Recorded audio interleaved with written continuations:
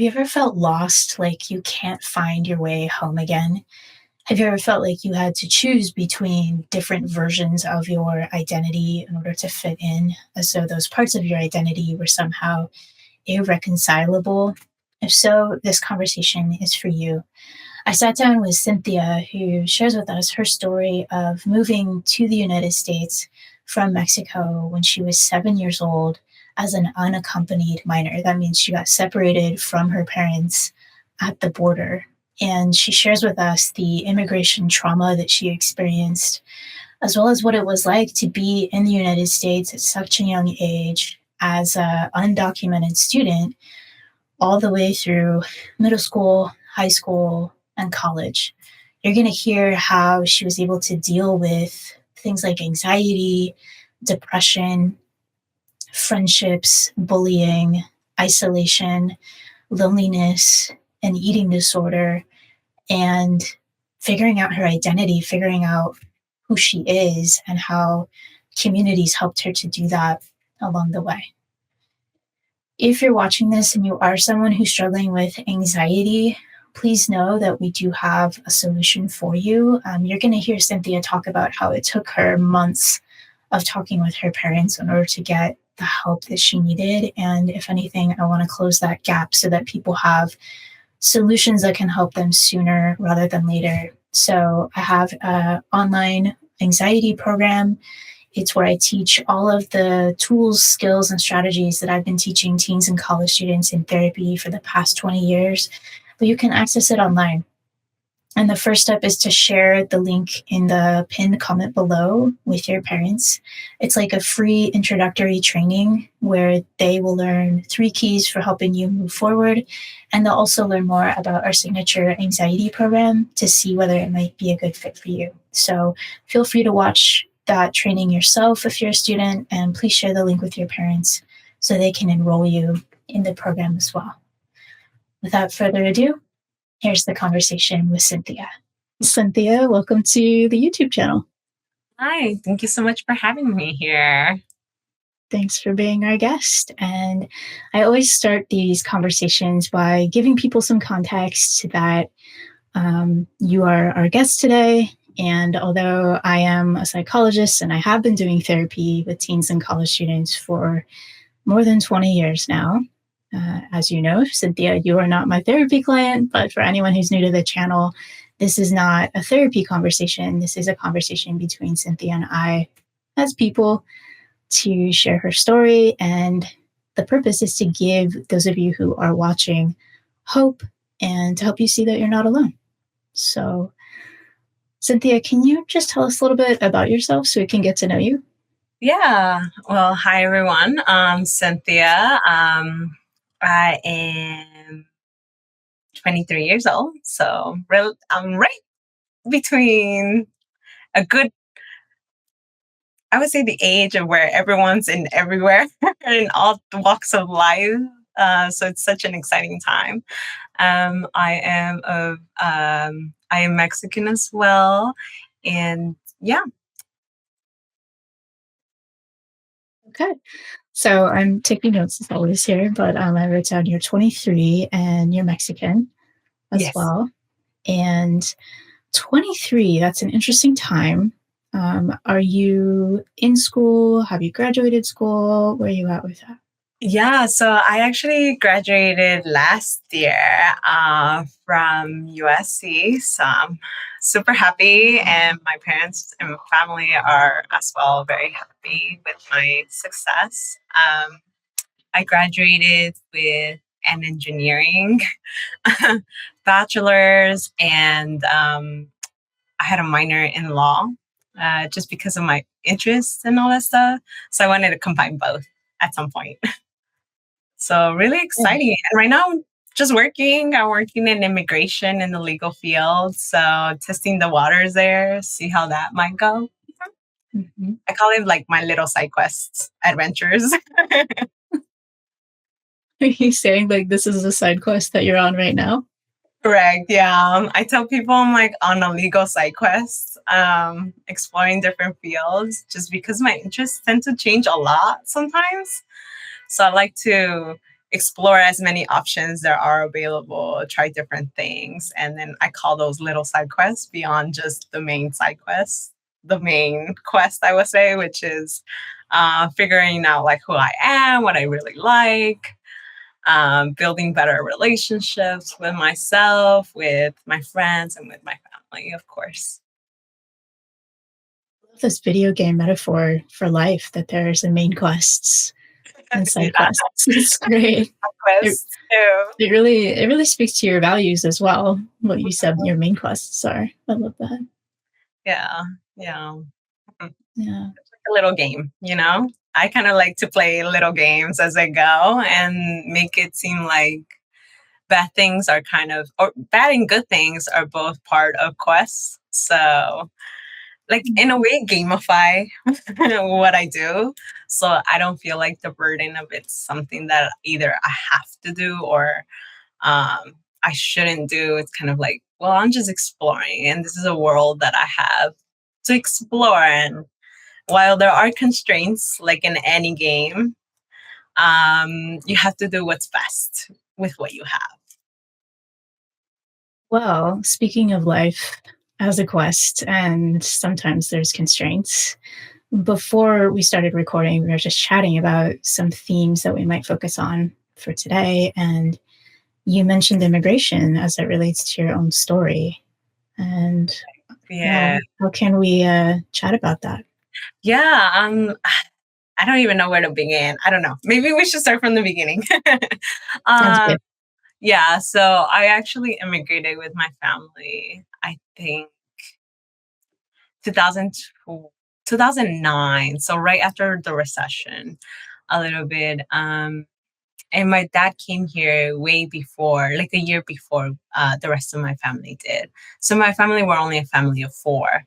Um, but migrating here was probably like the best, yet the worst experience like ever.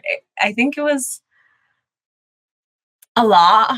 At the time, I was only 7 years old, and I remember pretty much everything from when we left Mexico.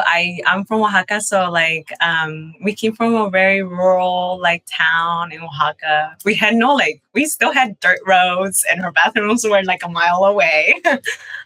So it was very rural, and coming from there to a big city like LA, which I currently reside in, was a big change for me. And I was not used to it at all. So I felt like that made I have like super core memories of that specific time and year, obviously.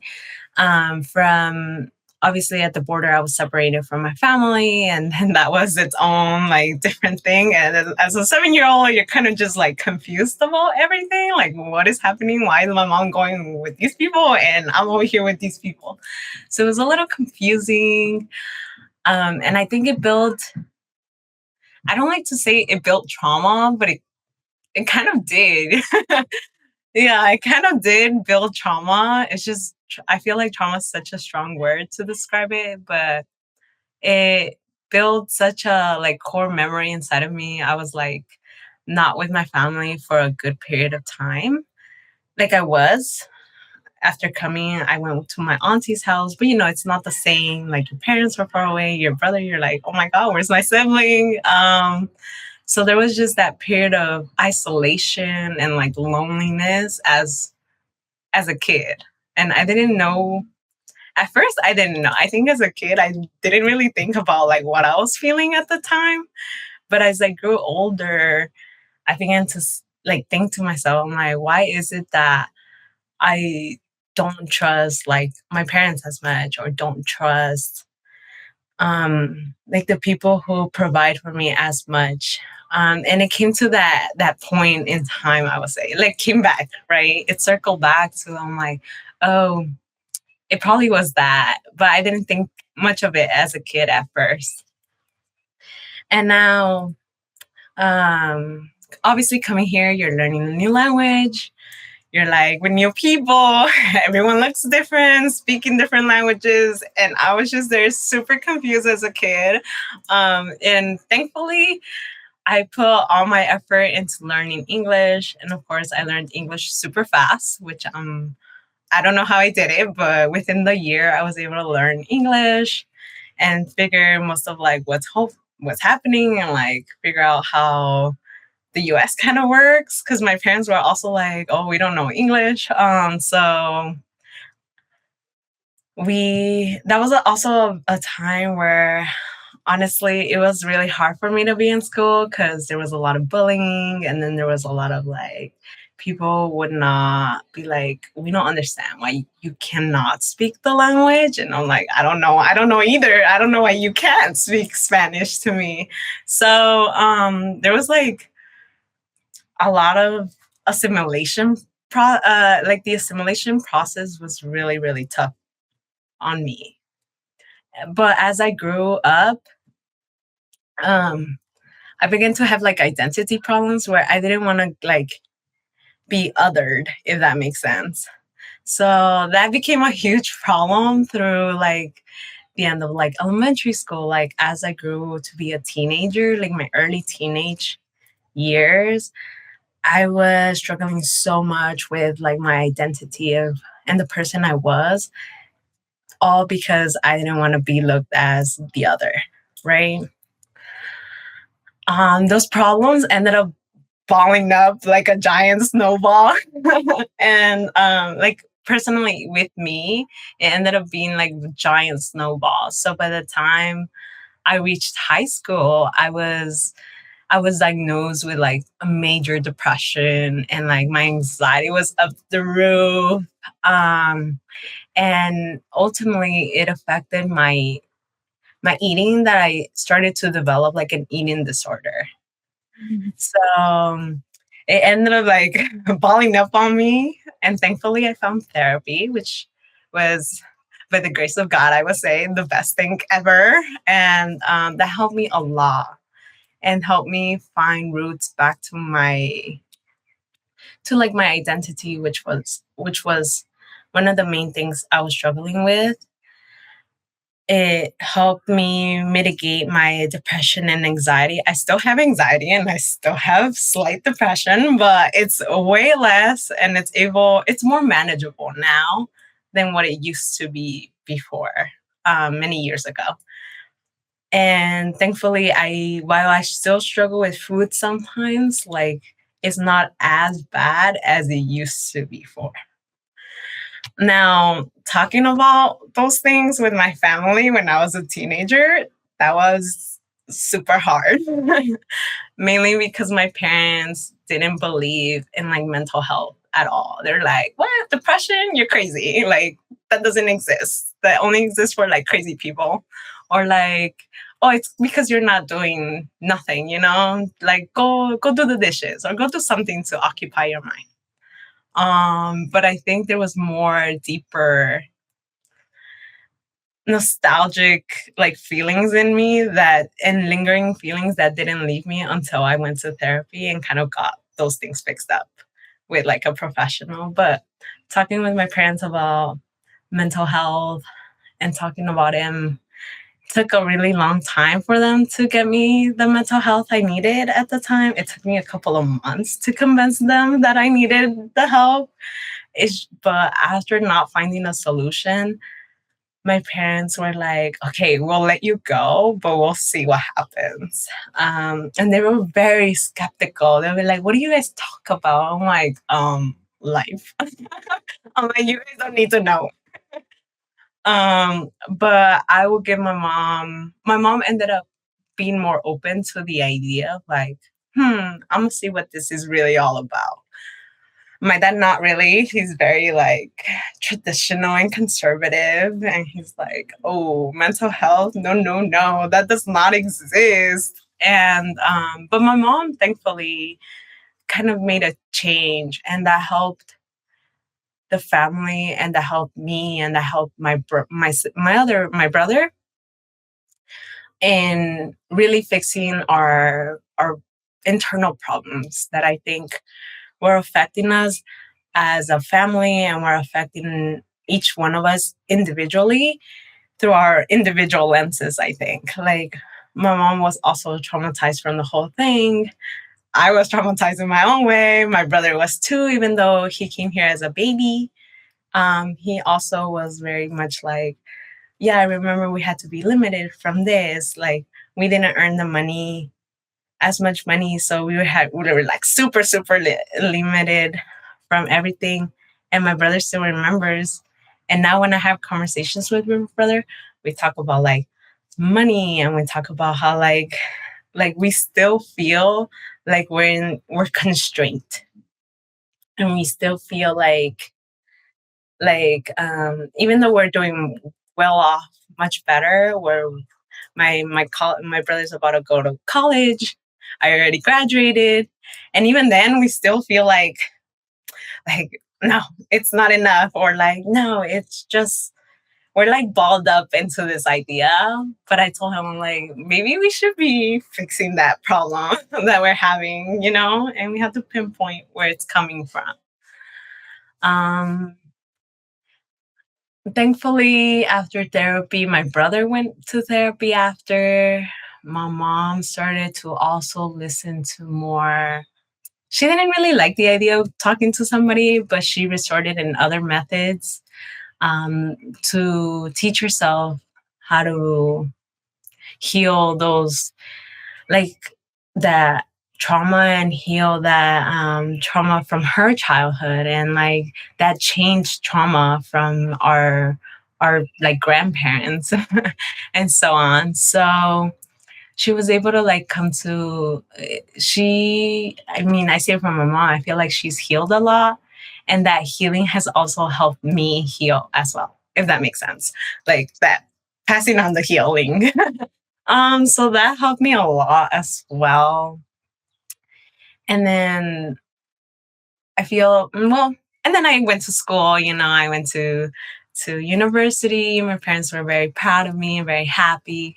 But even in college, when I was in college, I was still struggling with oh, maybe I don't belong here, or like I'm just this little token in college, and I don't really I'm not at the level of the rest of my peers. So a lot of imposter syndrome, a lot of maybe this is not where I was supposed to be.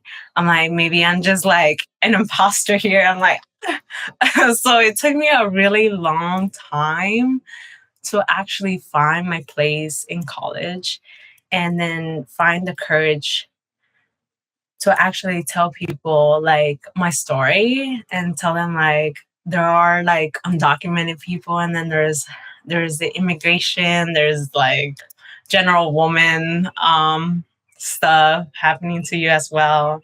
And that was really hard for me to talk about with like my peers or with like anybody outside. But I was like, you know what? If no one speaks up, no one's gonna find actual help for me. So I started speaking up a lot more and advocating a little bit more while I was in school, saying like, you guys don't have like a undocumented career center. Like, I don't know what I'm gonna do after college, and no one's explaining it to me. And I started to talking to more of my peers, and I came to find a lot of my peers were in a similar situation, whether they were documented, they were fully undocumented, or their parents, right, were also like in a precarious legal status. So we started talking more and more about those situations with my peers, and that helped me bring some light into like we need to like all be together and be bonded by this, so that we could help each other out and help our community, and help like people who are also like younger than us kind of figure out like you're not alone, and that there are people who have gone through similar processes. And so I started to get connected more to the community, and that also helped me and encouraged me in so many ways. And I was actually finally able to thrive, thrive and flourish, come to consensus with myself, and really like own my identity of the person I am. in many ways, whether that was like being queer or like that was being like a woman and like in a male dominated field, or that was just being undocumented. All of those identities helped me like find different communities, encourage myself in those communities, find people that actually were willing to help, were willing to like support me all the way through. And through with that, I felt love and connection. And that's how I think that's exactly what helped me succeed. And ultimately, I still continue to go back to my communities and go back to younger people and say, like, you know, you might feel like this right now, but you could do it. Like, you could do it. You just need to find the right people or get connected to the right people to help you if you're like, if you feel stuck in that spot. I'm sure someone out there might have the same problem and can definitely help you out.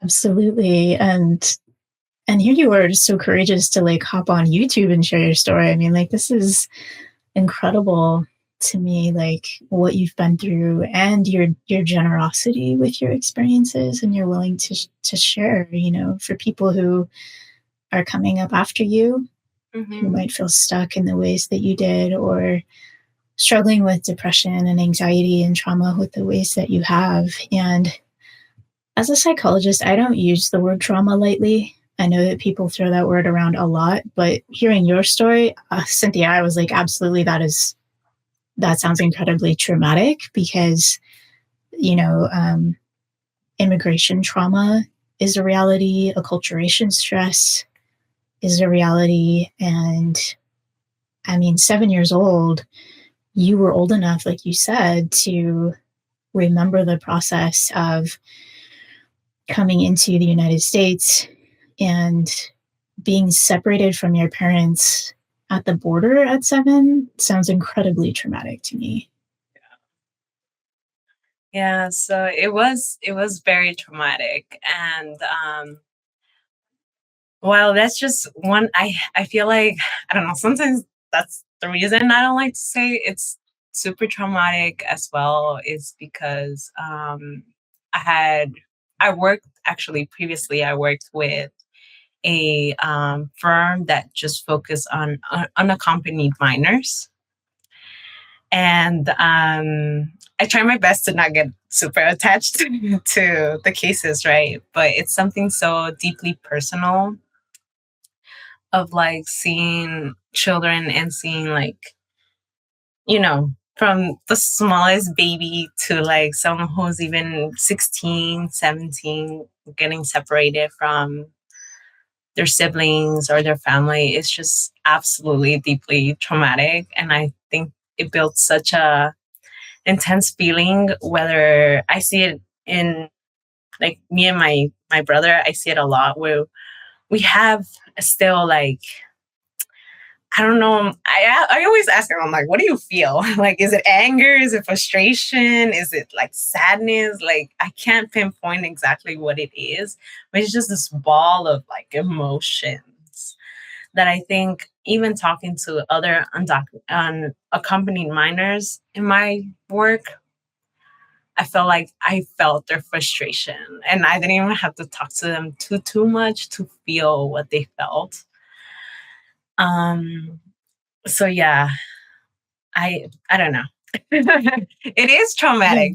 It is absolutely, and I've heard so many stories from other unaccompanied minors that also, I don't know, like I have no words for it other than it is something absolutely devastating in someone's life, being separated in such manner.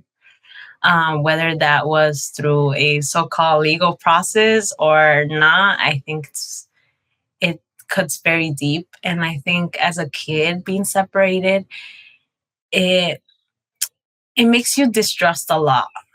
Like, your provider's kind of like, you don't know why you're being separated really, but you're like, why am I like, are they leaving me? And you have this come almost like fear that they're leaving you, but you know you might see them later. But it was very, at least at me, when I got separated from my mom, I was like, oh my God, is she leaving me? And then she just told me like two quick sentences like, if they give you food or water, do not like consume anything. Just don't.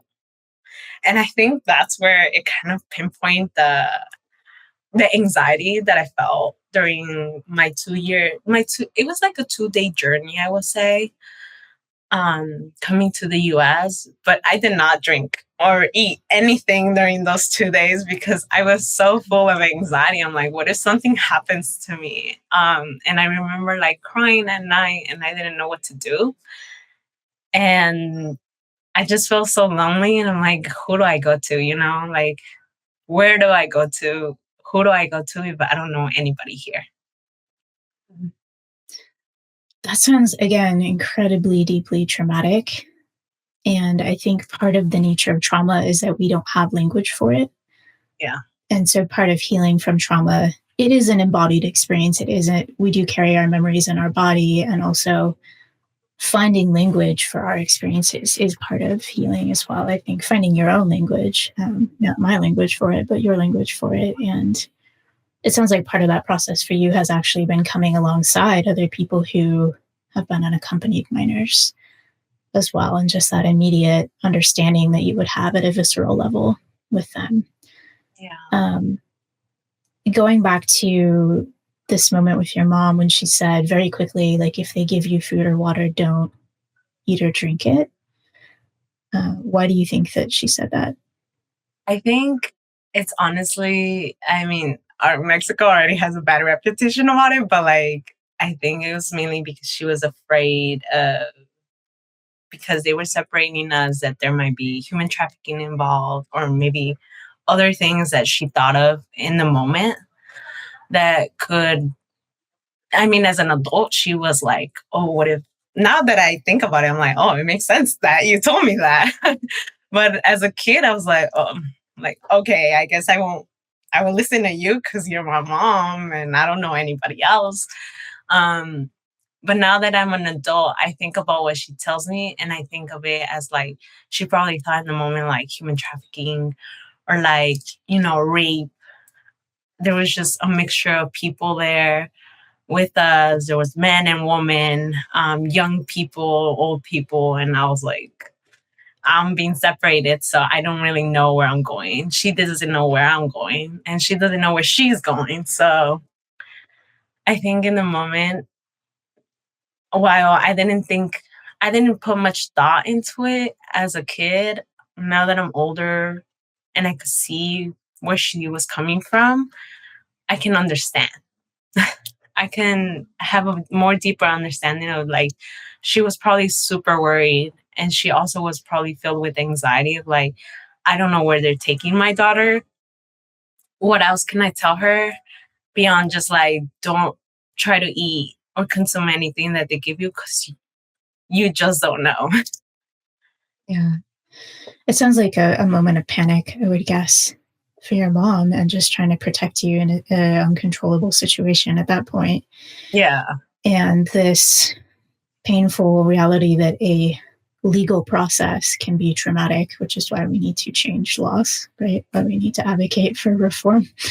I know we're just meeting, but I'm very much a friend of immigrants and also refugees as well. But I'm very passionate about this, and I'm sorry if that comes out in our conversation. But no worries. So, because the reality is, people do get harmed in detention centers in our country. Yeah. So I think, yeah.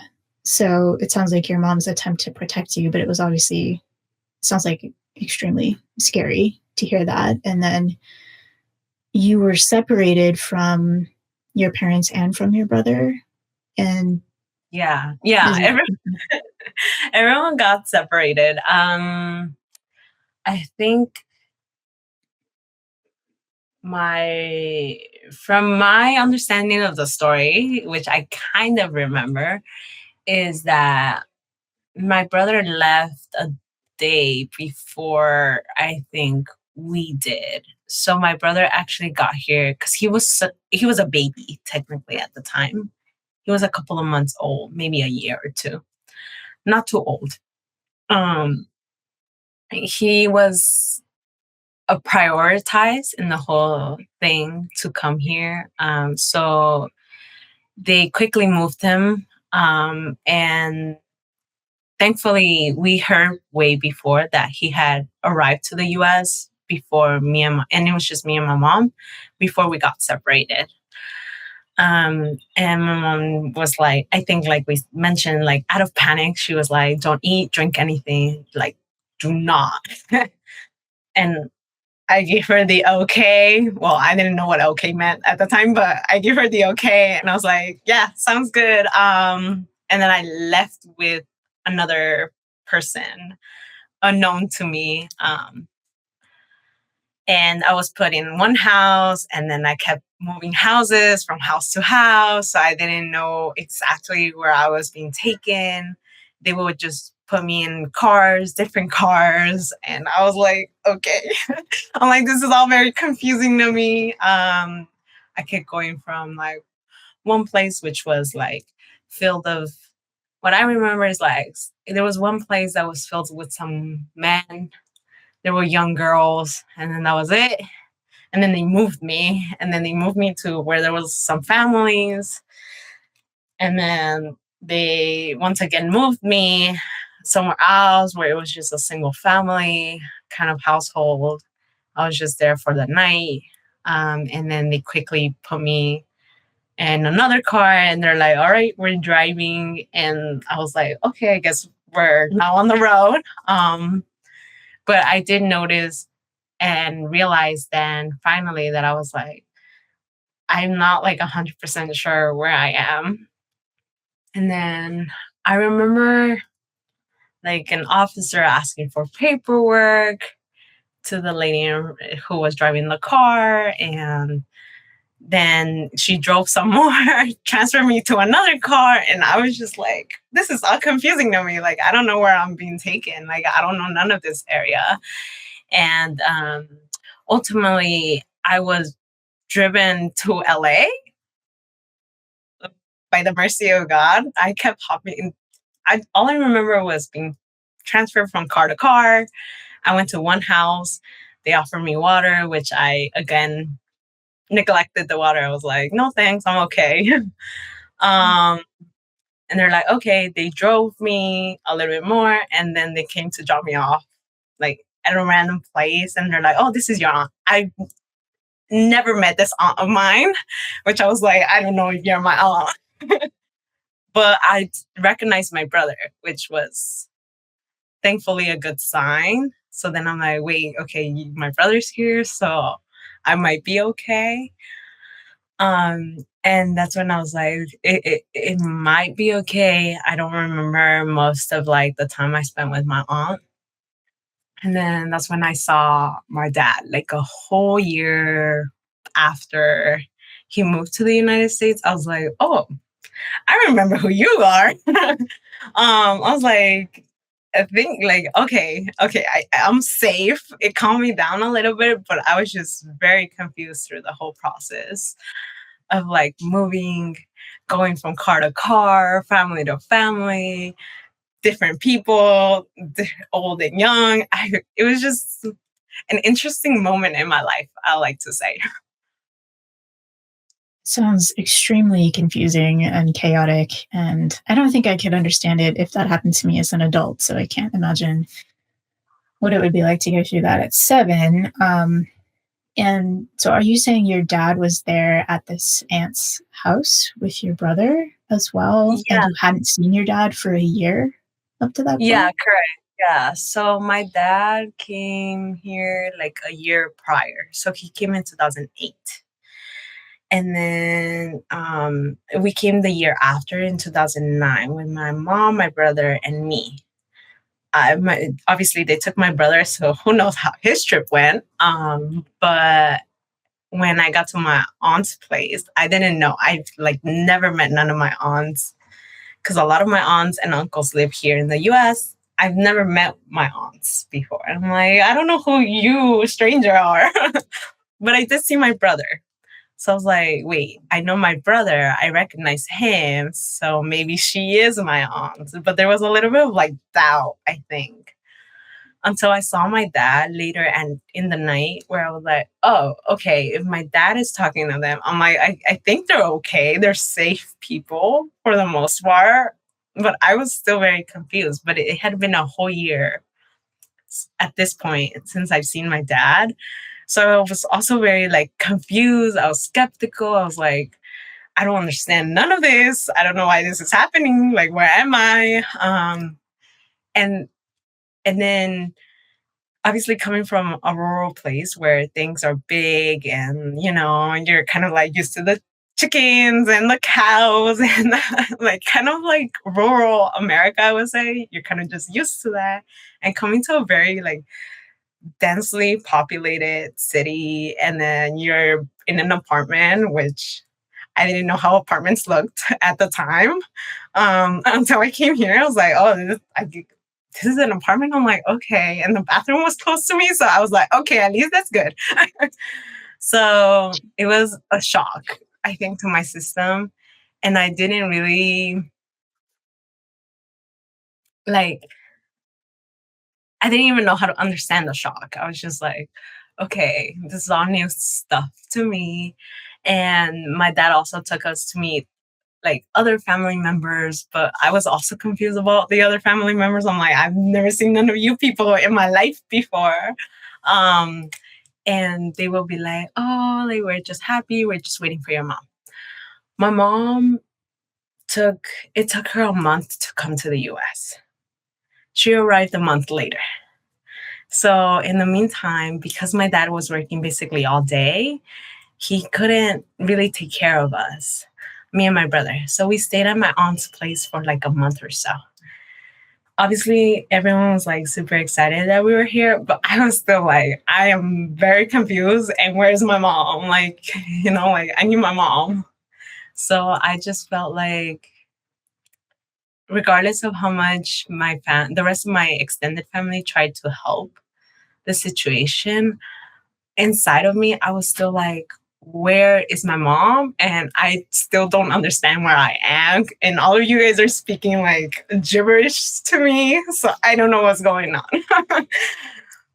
It wasn't until my Well, mom arrived that I was able to kind of calm down. And I'm like, okay, my mom is here. She's talking to them. So I guess it's okay. I'm like, okay, I feel safer now. But it was a lot at the beginning. it just sounds so confusing and so disorienting. And in addition to the immigration trauma and this acculturation stress, it's like a massive culture shock, even to go from rural to urban life. And then the language difference. And then, of course, the separation from your mom, not knowing where she is, and these vital attachments that we have as kids, where our parents are the center of our world. And so, if the center of your world isn't there, you don't have anything to orbit around in terms of attachment. So it was really hard, I think, during that time. And then the assimilation process after was also hard. I think making friends here and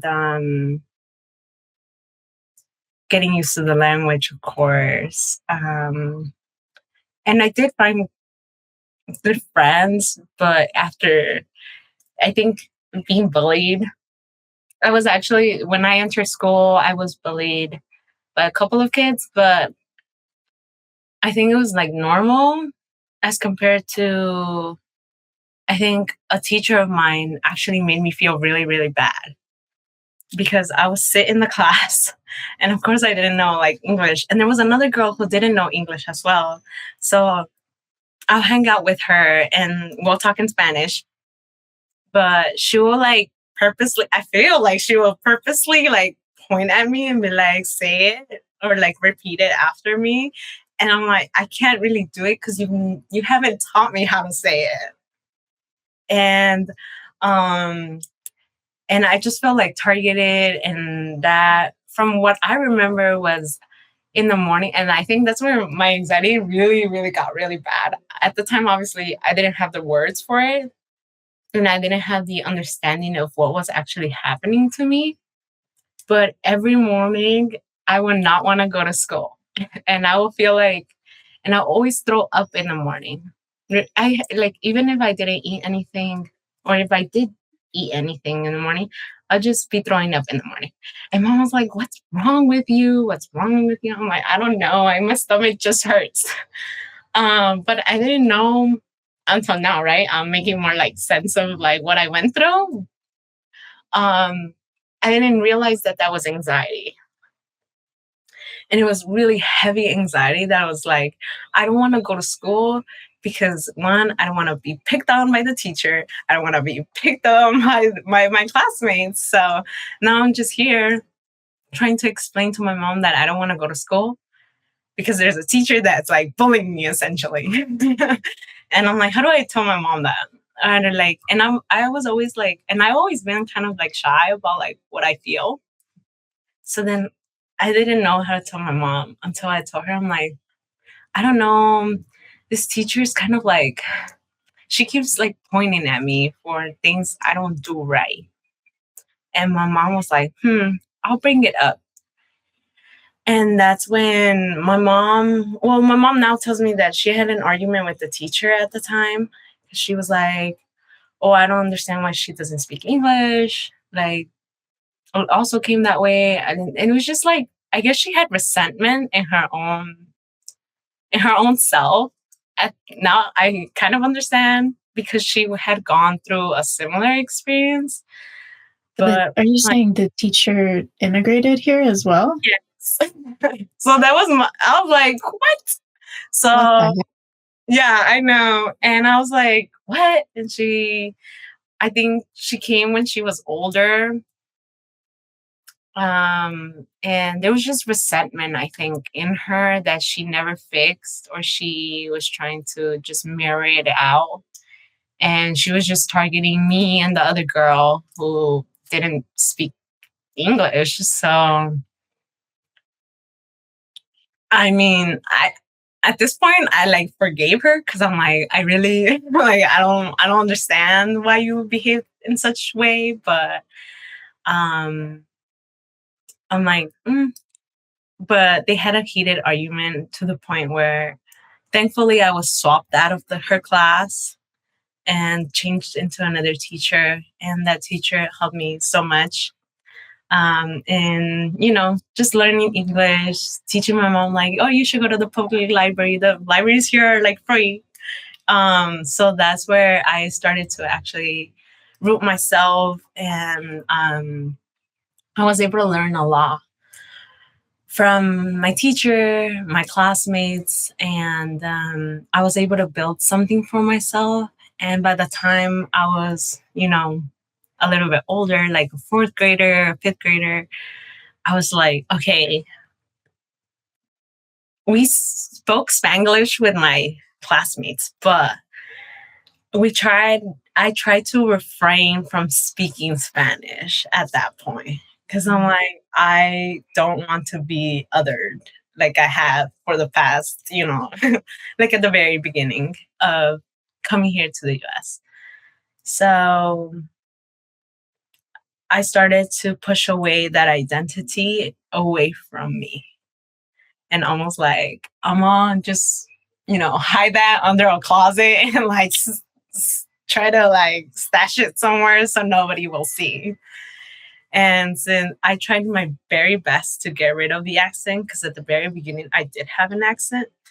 And I was like, I had to get rid of it. And I started reading like an obsession, reading a little too much, where I managed to read a lot of the kids section books. And I was like, okay, I'm getting old and tired of these books. I need to move somewhere else. And I started reading more like in my library, there was like a philosophy section. I started just rambling on over there. And I would even ask my mom, like, can I go to that one side? And she's like, are those books not for adults? I'm like, I don't know. We should just go see it.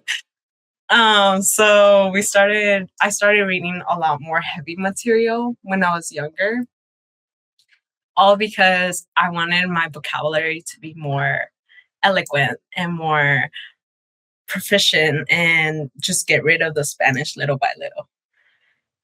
By the time I was a middle schooler, I was speaking English relatively perfect. So and I had grown accustomed to like what people believed in America, which was very different from like the Mexican like culture a little bit as a kid. So then I was like, oh, that's how you say this.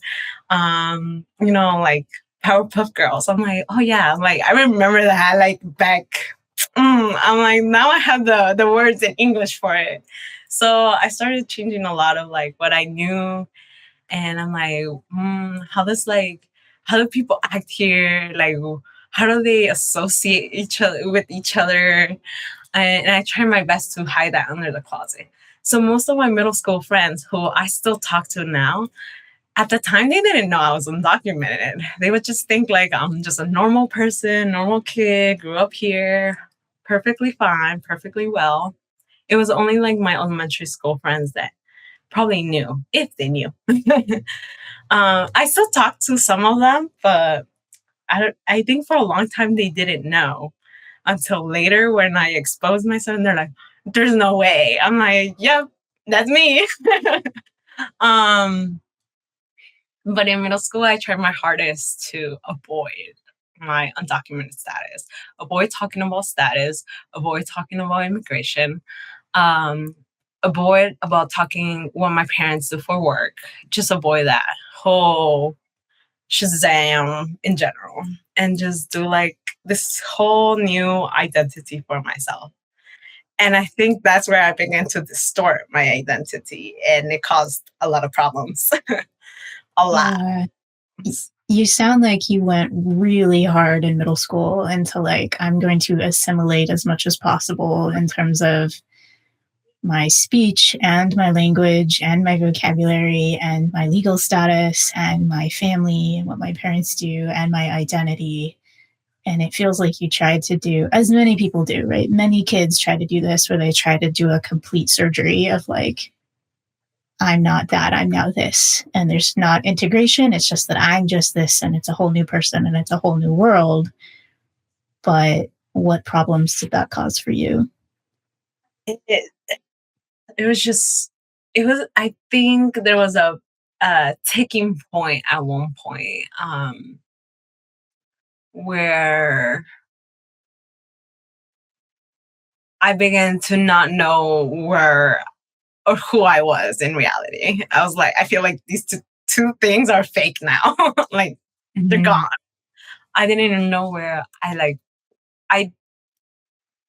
didn't know what I wanted to do. I didn't know who I was becoming. I had no sense of like groundness, I would say. I didn't know how to ground myself.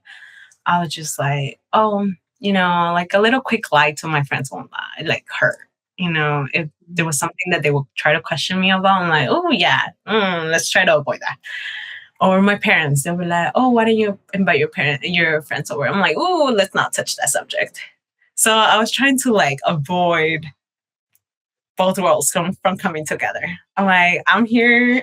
It was almost like a superhero kind of thing. At home, I'm this, and outside, I'm this. So two different people. Like Superman and Clark Kent, right? Like yeah, exactly. I'm trying to coworkers didn't know. Yeah, manage two live scenarios, and I was like, and that got to my head, and ultimately that pinpoint moment where I was like, maybe I'm doing something bad to myself and I just don't know of it, was I started to feel like it was just too much for me. And there was anxiety back again. And I felt like I'll be in school and I'm like, I'm running out of breath. Like all of a sudden, like I don't know if it was a panic attack or not.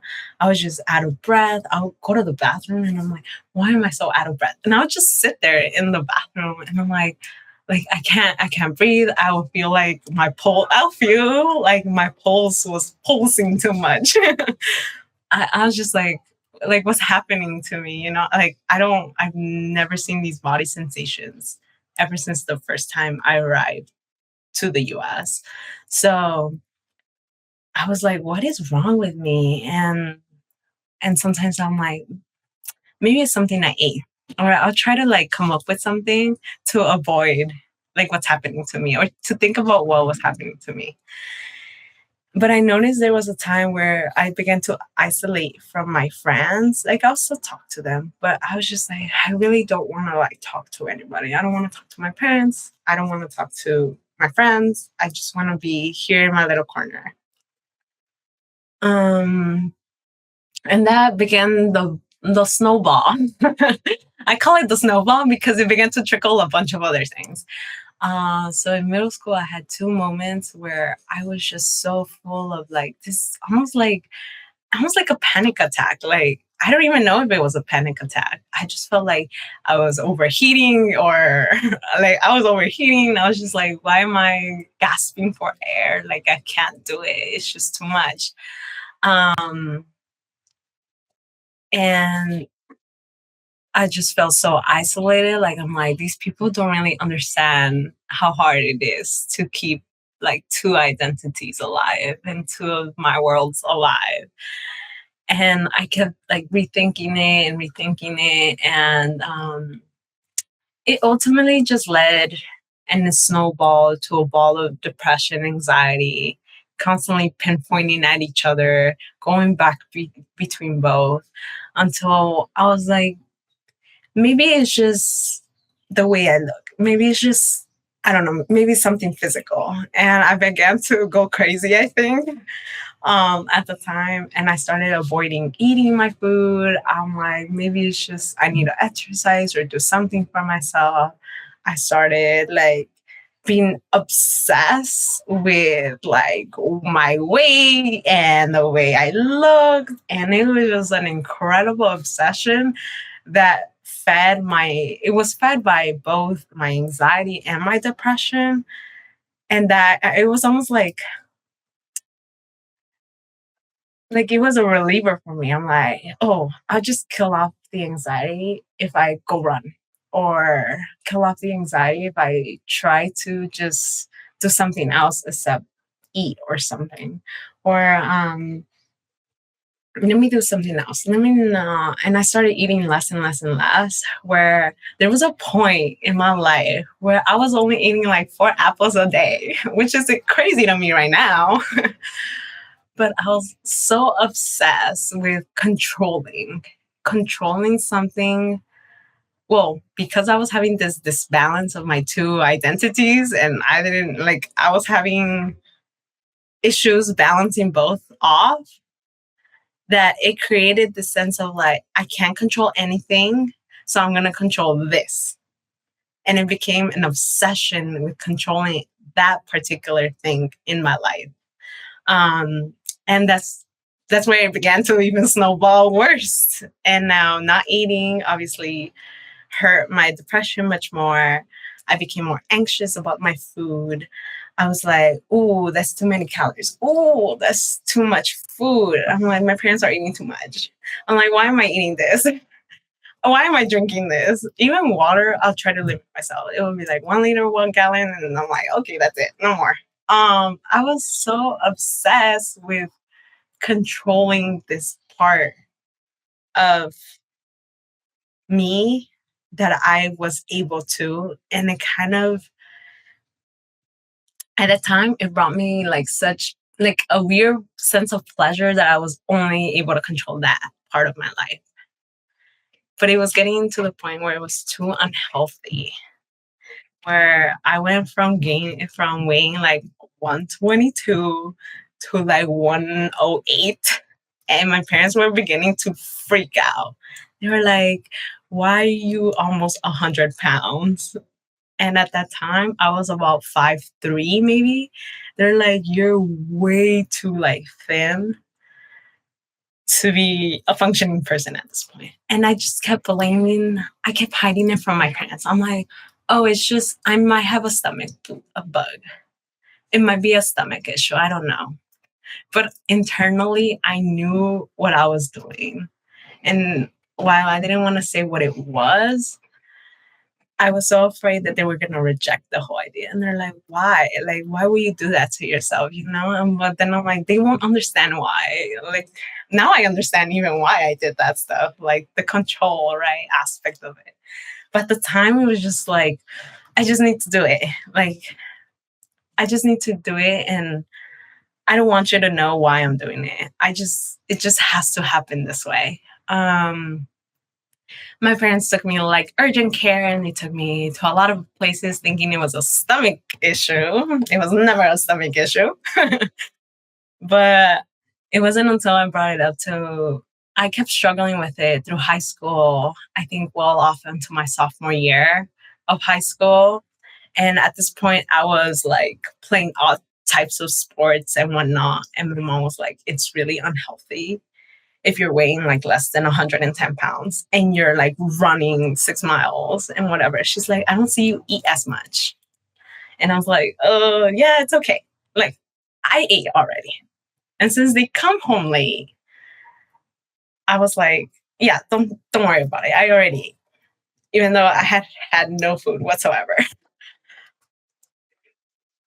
It was a point where I began to have more darker, deeper thoughts. I don't like to call it what it is, but I began to have a deeper, darker thought of what it meant or like what it will be if I would just like to be gone, right? I was like, what if I just disappear? Because I'm tired of this and I'm tired of juggling two worlds and I'm tired of trying to balance both of my identities out and I'm tired of not knowing what I am and I'm tired of not being able to control something. So I was like, there's just an easier solution and I could end the stress for my parents, for myself, for everybody around me. That's when I was like, wait, am I thinking straight? So there will be days where I'll be normal Cynthia and I'm like, what am I thinking? And there will be other days where it'll be like dark mode Cynthia and dark mode Cynthia will be like, no, it's just better off to just go away for some time or figure out something. That's when I really was like, I don't think I'm okay. And I need to fix whatever is happening to me. And thankfully, I was proactive. This is something I think people do struggle with, right? Being proactive about the situation you're in. But I don't know what clicked in my head that I was like, okay, I'm going to try to be proactive about this.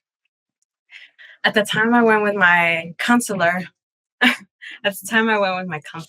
Who she was very nice. I had many wonderful counselors in high school who I began to share my story with. I'm like, this is what happened. And I'll just be a sobbing mess for like an hour. Now I'm not a sobbing mess because I share my story enough times, I think, where I'm more happy to share about it than have those feelings of like resentment and sadness and anger and frustration that I felt before. So I think that's when I really started to heal, was when I was sharing it with more people. And I told my counselor and she's like, well, have you told your parents? Have you told like somebody you trust? I'm like, no, I mean, and she gave me a pamphlet for like mental health. And I was like, I don't know. Like, my parents don't believe in mental health. And if I bring this up to my house, they're going to be like, you're crazy. Like, what is this? And I would be, and so I was like, okay, I ignored it at first and it just kept getting worse. I was like, okay, I can't stay where I am.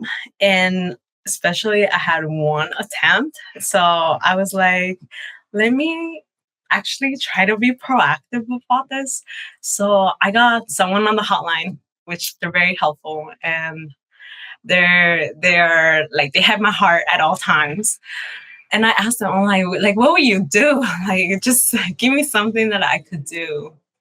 And they told me, like, go somewhere, think about it, like, go somewhere that you really enjoy.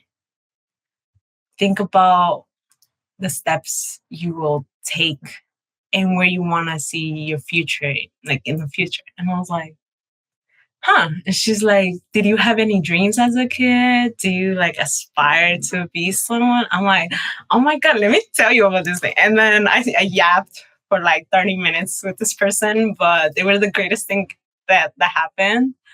And I went to my local library and I just sat there and thought about things.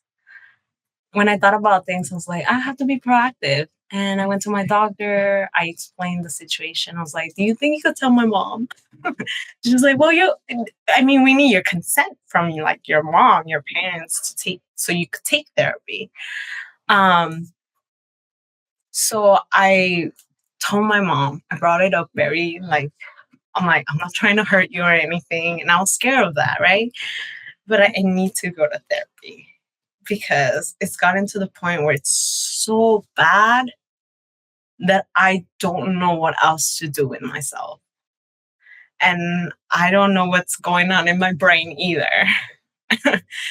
And my mom was, again, like I explained, she was very skeptical about the whole thing. She was like, what are you guys going to talk about? I don't really understand what this whole thing is about. But she's like, I mean, if you really need it, you could go. Very skeptical, very like, I'm not liking where this is going. She thought I was going like to, a place where they go and like put you in like the white robes, like. Okay. I'm like, no.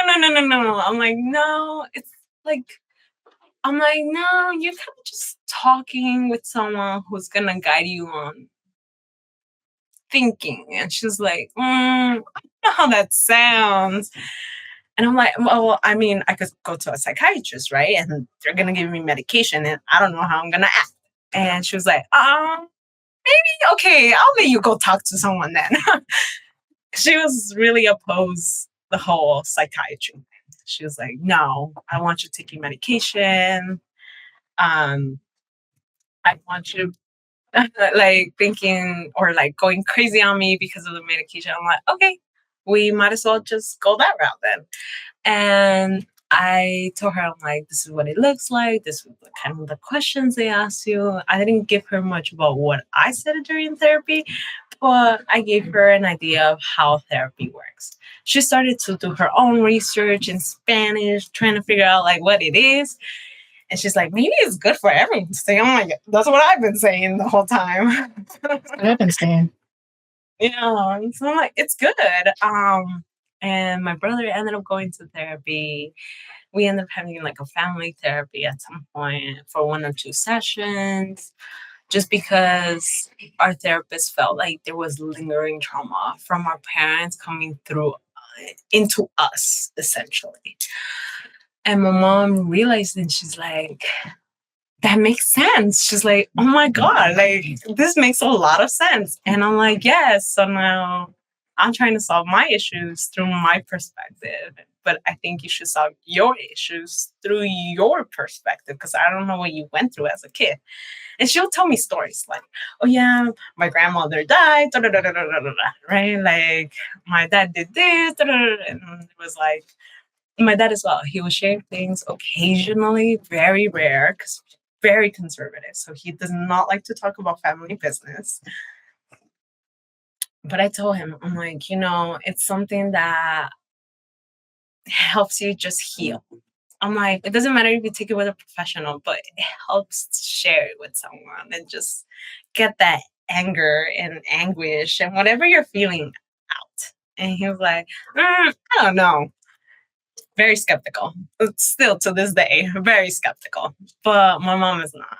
And that helped me and my brother a whole lot, I think. And it's such a hard conversation to have among a lot of like Latino parents, I think in general. And I hear it from a lot of my peers who are Latinos, who are like, yeah, I try to have that conversation, or I avoid the conversation at all times with my family. Because we don't talk about that. Because then they think we're completely psychos and we're being brainwashed or something. And I'm like, well, I could see that. I could see that. But they're like, no, we don't talk about it. Or when we do, it's very like quick and short. So, and I understand. I understand why they say that. Um, but it was a hard conversation to have with my parents, with my mom specifically. But we were able to go through it, and it took months. Like I mentioned before, it took a couple of months to actually get what I need and help her be on in the same boat as me.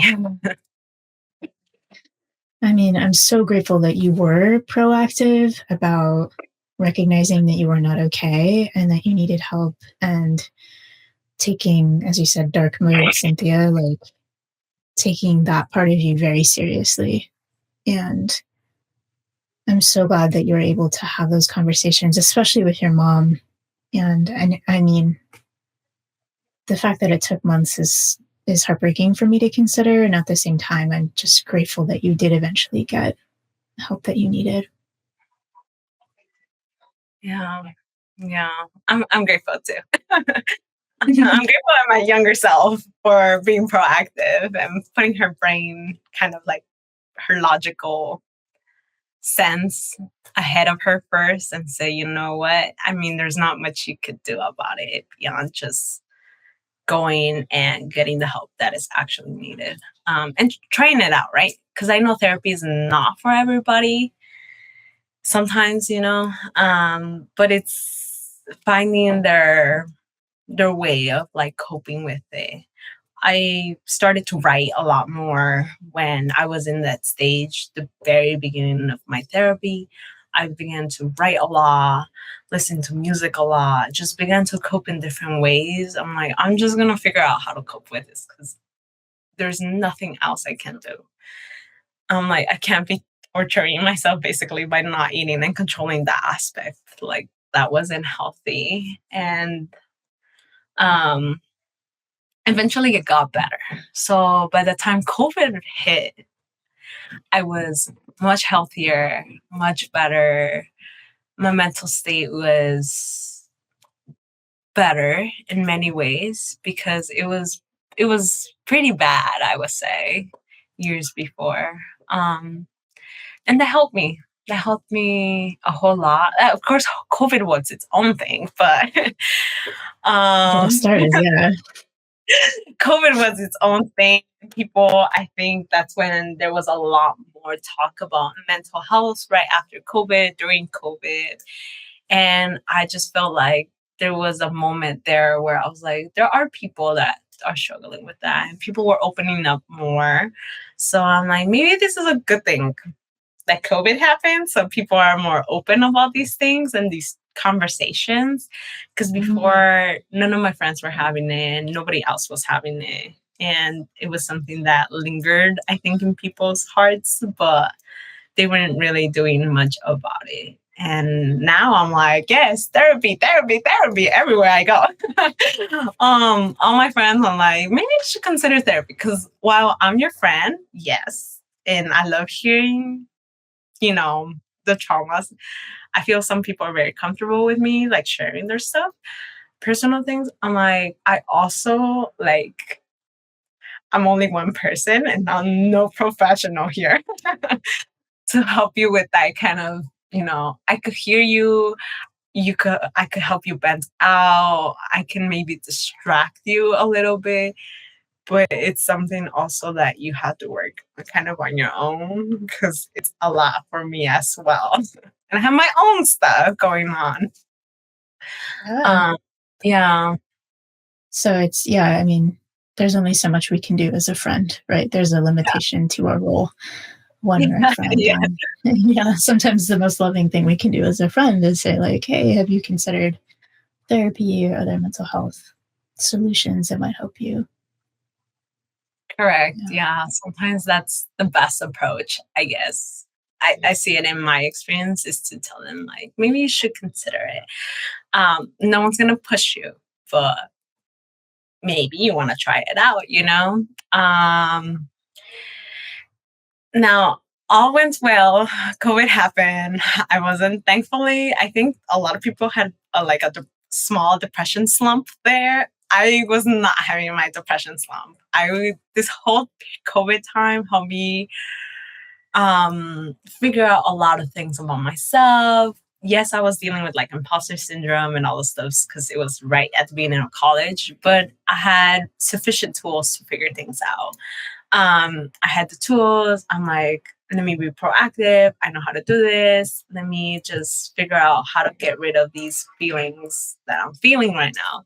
Because I was feeling like I wasn't enough. I was feeling the imposter syndrome very deeply cut into my veins. I was like, oh shoot, like this is different for me. I was feeling a little bit lost in college, mainly with my status. People were getting internships and I kept hearing it from everywhere I go. And you know, many people, at least at my university, are very successful students. They're very proactive. They're here, they're involved in like 1,000,003 things. They're like, oh yeah, I have an internship here. I'm like going to London next week. I have a gala. I have a fundraising event. I have this. And I'm like, you guys are doing so much, like a lot. And I'm just here, like a little pea. And I don't know what I'm doing. And obviously I went into engineering. I felt like maybe I'm not fit enough for engineering. Maybe I'm not smart enough for it. I felt so conflicted, so confused. And through my whole life, and this is something I didn't talk about, but I really loved the sciences. I had a passion for it ever since I was a kid. I love the academics of it. I loved, as much as I love history, I loved engineering. I wanted to build things for the better good and for everyone around me, right? And so that's exactly what I wanted to do. I got into engineering school. Yes, good job, me. But at the same time, there was just all these feelings of like, I don't know. I mean, do I even fit? Am I a good fit for it? Like, I saw my friends who were taking calculus and they were all like, yeah, this is super easy. And I'm over here like, no, this is not. This is not easy. I was People like, were saying calculus is easy. Oh my I gosh. know, some people. Come on, people. Some people were like, oh yeah, like I've been coding since forever. And I'm like, oh my God, y'all have been coding since the womb because this is all brand new to me. And I was like, do I fit in? All of my peers are really good at what they're doing. Like, or maybe I saw it, the way I saw it was like, they're so good at what they're doing. And I'm over here like struggling a whole lot. And I was like, I really don't understand like the basics of this. And I kept switching my major at the time too. So I kept bouncing from engineering major to engineering major. And I'm like, maybe I don't fit here. Maybe I fit here. And so I kept bouncing back and forth to a point where I was like, maybe engineering is not for me. And maybe I should just step out, give it a break, and go to like political science. I love the government, not the government. I love learning about the government and learning history and learning like philosophical ideas of politics. And I like to think about ruling, like how people should organize themselves and how a society should work. So I'm like, maybe political science is the go-to. I started talking to a political science major. I started getting myself into the political world. And then I had a mentor who was like, you should give it another shot. You should give engineering like a second chance. I'm like, but I already like tried. I kept bouncing from major to major. like, this is sophomore year. I still don't know what I'm doing. And he told me, look, like, just take a class, take a couple of classes, maybe try this type of engineering, and then just see yourself. And I was like, okay, I'll give it a go. I was like, if this doesn't work out, I'm quitting. I'm saying goodbye to engineering and I'm moving over to political science. That was when I tried it. I fell in love with it once again. I really liked all my classes, my peers, and found that kind of motivation again that was long gone for a long time. It like left me back when I was a kid, and I was like, oh my God, like this is what I always wanted to do. And that helped me so much to thrive, loving what I was doing. It was hard because I'm not going to say it was easy. It was so difficult and hard, long nights and everything. But I enjoyed it so much that I enjoyed staying up doing it. I'm like, I enjoy this. But I also was getting myself way into political science and the legal field to the point where I'm like, I should also just pick up a minor. Why not? And I went ahead, picked up my minor. It was something that I absolutely love to do as well. And I love both worlds. I started engaging myself with more students, telling students like, if you have immigrant, even my professors, if you have immigrant students who are struggling and stuff like that, and I put myself up as always as a mentor to help. And I always click, please, if there's undocumented students, I would like to link them up with me. Thank you. And let them know because I knew how hard it was to be undocumented, to be going to like a predominantly white institution. I knew what it was like to be not the common person to, I would say, earn or be in the process of a bachelor's degree. So I always wanted to help those who were coming behind me. That was something I always felt passion with. So I kept doing mentorship. I kept getting myself more and more involved in school. That helped me a lot. I kept doing outreach programs to little kids, middle school kids, high school kids, like everyone just like loves them. Women in engineering to inspire other women and more females go into predominantly male dominated fields. And some people were like, but I don't know if engineering is my call. Maybe I want to be an attorney. I'm like, great, I'm also your friend. And I'll tell them about a little bit about my experience. I'm like, being in engineering doesn't stop you from doing both things, or, being in the legal field or being somewhere else doesn't stop you from exploring your other options as well. And that helped me find purpose in myself, which I had lost, if I'm being frank. I had lost that for a very long time. I had lost sense of purpose once I was doing, super since I was doing Superman work back in middle school. I had lost that purpose of like what I actually really wanted to do. And I found purpose in helping others, and I found purpose in just when you see someone in need, just help them as much as possible and do whatever you can to help them. And I found purpose in that. And I'm like, it doesn't matter if it's engineering, the legal field, it doesn't matter what I'm doing, as long as I'm helping someone and I'm giving it all my best, that's giving me enough purpose to like continue moving forward. And it was in college kind of like when I was like, oh, this feels good. And finally I found some roots to settle my everything into. And we started building more community organization at my university. I started to advocate heavily on undocumented students, for undocumented students, like career stuff, and like why there isn't a lot of aid for undocumented students. I'm like, you guys kind of just like, yay, accept us. But then we're kind of on the side and we don't really know what's going to happen next, because once we go out in the real world, it's a different animal to tame.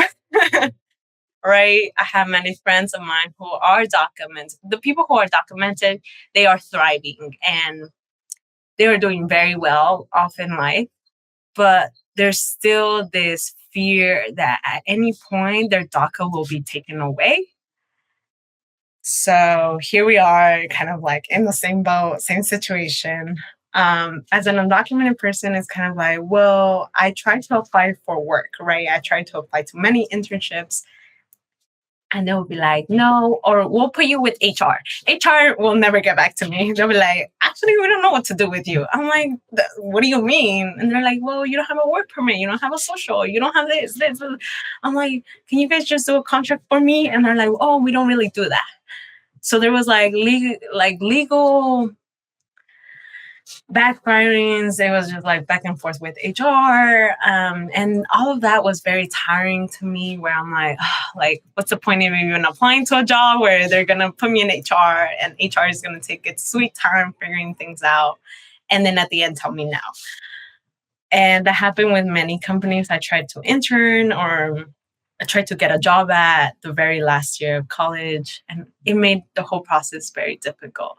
Where at one point, my last semester of my senior year in college, I told my mom, I'm like, isn't this so funny? Like, I am gonna graduate with a bachelor's and whatnot, but I feel like I'm still left in the same position that I was, even if I just earned a high school degree. Like, can I even use my college degree? Yeah, I was like, I just want to use the college degree. Yeah. And mom was like, don't give up. Finishing college, getting an internship, getting a job, like all of that is so difficult for people who are documented or are citizens. And so to have those legal barriers with being undocumented, oh my God, that sounds exhausting. Yeah. It was a lot, I think. I didn't put much attention to it until my senior year, where I was like, because a lot of people, like, I'll tell them, yeah, I'm a senior. And they're like, all right, what's your next step? And I'm like, ooh, that's a good, hot question you have there. I don't know. Spicy question. Yeah. Exactly. So I was like, I'm like, I don't know. I might be on side quest. I just answered that way. I'm like, yep, side quest. I think that might be. And they're like, what do you mean by side quest? I'm like, we'll see where the wind carries me. Because there was just so many legal constraints. Like, companies will have these legal constraints. And obviously not having DACA, that was something that it's not that I envy my documented friends, but I'm like, at least you guys have that. But even then, their whole status is like a limbo status. You just don't know when they're going to end it. So I'm like, maybe I don't want to be in that either. But who knows, right? Who knows how that might go. But I'm obviously super happy for many of my friends who are very successful with DACA. They are senior analysts or like seniors at cybersecurity managers, like at X company, and they're like thriving. And I see them and I'm like, oh, you guys are like wonderful people. And contributing so much to obviously the economy in the US and just life and culture here as well. But in my sense, I didn't know what to do. So I was here like, this is like month 3 before graduation. And I was like, I don't know what to do. Everyone around me was like, they're like, yeah, I got hired by like X company, or I'm traveling to San Francisco because I got hired over there full time. And I'm over here like, all right, sounds good. I still don't know what I'm gonna do. And many of my professors will also ask me like, what's next? Like, what are you gonna do? You're like a very successful student. I'm like, yes, true. Okay, yeah. I still don't know. And I've tried to ask some of my professors, I'm like, do you know how like employment might work? Like if I were to have legal like issues, and they will not have answers themselves. So I'm like, and I thought about solutions, and ultimately I was like, oh, I could just do independent contracting. Maybe in something that I know how to do really, really well. And I started to look around and look at different things. And I'm like, what can I do? What can I do that doesn't involve a whole lot of issues and I can find work easily? And ultimately, I contacted a professor in the legal field who's a law professor, and they helped me so much. She helped me connect to other students who are her prior students who are also in similar shoes. And I was like, ooh, I was like, thank you so much. This is such a blessing. So I contacted a lot of people, a lot of her prior students who were both documented, undocumented, a mixture of things. And I talked to them, and their stories helped me a whole lot. And there was one of them who was like, would you be interested like in interning? I mean, I have my own legal office, I have my own law firm. So I was like, yes, please. I'm Let me think about it.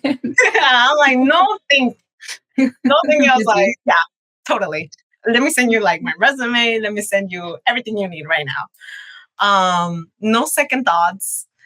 And I worked with her, and she was the one who did unaccompanied minors. And I think it was very impactful.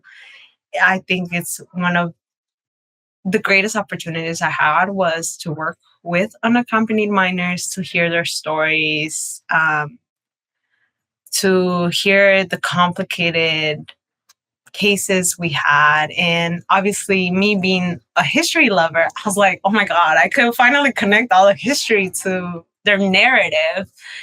And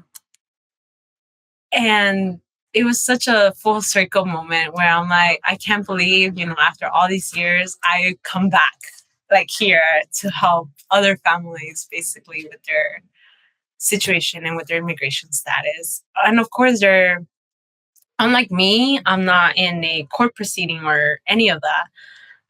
But these families were in court proceedings. So it was almost like, oh my God, I would not expect like a judge to say, yeah, the kid has to come in. And I'm like, imagine like being that young and going to court proceedings. It was just like, I couldn't think about it. I was just like, I just can't. Like, why would someone put them in such a like dreadful procedure that, I mean, they probably remember it forever.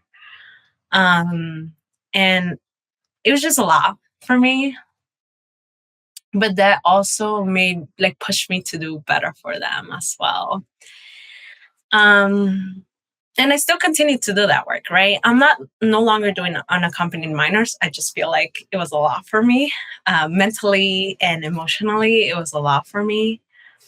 But I was so grateful for like such the wonderful opportunity to work with them as well. I'm still in the legal world, but I now do different cases with different people from different places, not only like Latin America. I've done a lot of Middle Eastern now, and we've done Asia, and I just see it and I'm like, oh my goodness, like my heart goes to these people. Even though I am part of basically them, I'm just like, oh my goodness. And all I could do is just try to do what's best for them and try to help them in every step of the way, because I know how hard this country may be for a lot of people, and how unfair sometimes the system could be towards people. And I can only say and acknowledge how privileged I am in many ways to be here, to come to the US when I was younger, to get an education, to be able to learn English, to, study here. And I'm beyond grateful for those things and very privileged for those things as well. And because I see other people and I'm like, oh my goodness, there's just so many people, families, kids, older adults struggling here in the US, barely making like meeting their needs. And they're still fighting for what they think is right. And yeah, it's a lot. What incredible work you're doing, though. I mean, thank you for Thank you. how you've come alongside families to support them in that and be an advocate for them. And I have to think that there's just something very unspoken that they would feel from you, because it really is a full circle process for you, that you carry this experience of having been an unaccompanied minor and then now coming alongside people from all these different countries, their own immigration journey. Yeah, absolutely. Absolutely. It's something close to my heart. I deeply care for all of them. I try to not take it as personal because it does hurt sometimes, when we have decisions that we didn't expect them to have, or court orders or whatnot. But I'm like, I just want to help all these people as much as I can, because there's so many evils in the world. But all we can do is try our best. Yeah. All we can do is try our best. And I heard someone yesterday on a podcast who just said, be the good. And to me, you're an example of that in the work that you're doing, of being the good. Yeah. Thank you. Thank you so much. And Okay. I know even before we hit record today, like you were like, please let people know that if they hear my story and they want to connect with me for mentorship, that they can reach out to you. Yes, So absolutely.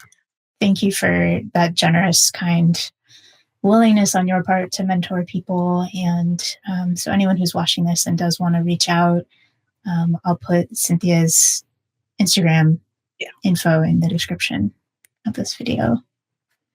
Yes, thank you. So I know there's so much that we've talked about with your story, and I have usually like a final question that I ask to wrap up a conversation with people, but I do want to give you space in case there's anything else that you want to share, that you want to say, that you want to ask before we wrap up our conversation. I think, well, there's not much beyond and I'm happy that I was able to share my story on here on your YouTube channel and speak with you today as well. I hope this reaches a lot of people, and in hopes that also people, I'm not trying to advocate my immigration agenda here, but like in hopes that people go and actually learn much about like, why is it that people migrate here? Because it's not something that is easy for anyone. I don't think my parents wanted to ever migrate here. But just given the circumstances of our home country, given the circumstances of our economic situation there, of our just in general where our family ties were, most of my family ties happen to be here in the US. All of my uncles and aunts are here. My grandpa is here. Like a lot of people of my family ties are actually here more so than over there. There's less of my family over there, in fact. So I think it's important to learn about people's history and people's what they're experiencing in home country, because every country has its own issues and its own chaos and all that stuff. And I think we have to see it from a very humane way of seeing this violence and this crazy stuff happening in other people's countries and the reasons why they would want to immigrate here, whether it's legal or illegally or whatever means they're taking to come here to the US. So just that, I think it's important. It's important to learn about people's histories and the system that we live through, and how whether you come here through a legal way, if you come here through a legal way, that's good for you. But there's also challenges with coming through a legal way. There's, the whole system is a little bit broken. It takes a really long time. So like X amount of years, or siblings trying to help other siblings takes like over 15 years or something crazy like that. And even those who come here illegally, like myself, I came here technically illegally. I think, like, I don't even know how to say it. I think there's something, like, people have to see us as human. And while I'm one of the privileged people, I think if I have my statistics right, it's like 10% of undocumented people attain a bachelor's degree. I'm like one of that 10%. So we're very few privileged people who are able to go to school. Not every state allows, across the country, not every state allows undocumented students to go and complete their community college even, or get an associate's, or get a bachelor's or more schooling than high school. And that, like, my parents work minimum wage jobs and barely make means ends as well. And, it's kind of like really hard to see that, because sometimes they're like struggling, whether economically, financially, or whatnot. They are still struggling regardless of being here so many years, and they get no benefits out of it. You know what I mean? They're growing older every day, and it kind of like makes me tear up. They're like growing older every day. They have no way of retiring beyond just going back home. Like, going back home meaning like going back to their home country when they're older. And they sometimes tells me, and it brings me such a feeling where they, at any point, even my mom and both my parents have said, like, we would like to go home when I have one grandma, and my dad's side, my grandparents are back in Mexico, and they're like, we want to go home while they're still alive. And that like breaks my heart, because I'm like, oh my God, like, if you go home, I don't know when will be the next time I see you. Like, it could be 20, 30 years down the line, because I just don't know. And if I go home, I set a 10-year bar for myself, and I won't be able to come to the US for a really, really long time. And I'm used to the US culture too. Like, I don't know if Mexico culture will suit me, if that makes sense. I was like, wait a minute, this is not how it functions. So I might have another culture shock going back. So it's just a lot, I think. But I would really appreciate if people just took a little bit of their time and support immigrant community and immigrant owned businesses, and just like support their local things, and take a little bit of time to learn a little bit about like how complex this whole legal and how complex immigration is. It's not something that's very easy, and there's always a narrative pushed. Whether it doesn't matter what political party it is, but there's always a narrative being pushed out there of us versus them kind of narrative.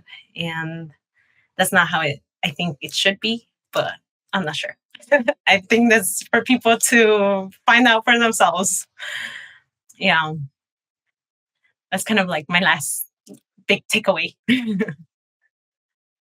I think you being willing to share your story in this way helps us see that it doesn't have to be an us versus them narrative. And so much of what's happening in the US right now, we talk about being polarized, but it does feel like us versus them. You have to pick this camp or that camp, and you either see immigration in lens number 1 or lens number 2, pick one, and it's a really complex system. It's very complicated. And we're talking about people. And so this is, I think, what's needed is conversations where someone like you, who's courageous and vulnerable with their story, helps us to humanize what's going on. And so just thank you again for being willing to share. Of course. Thank you for having me here. Mm-hmm.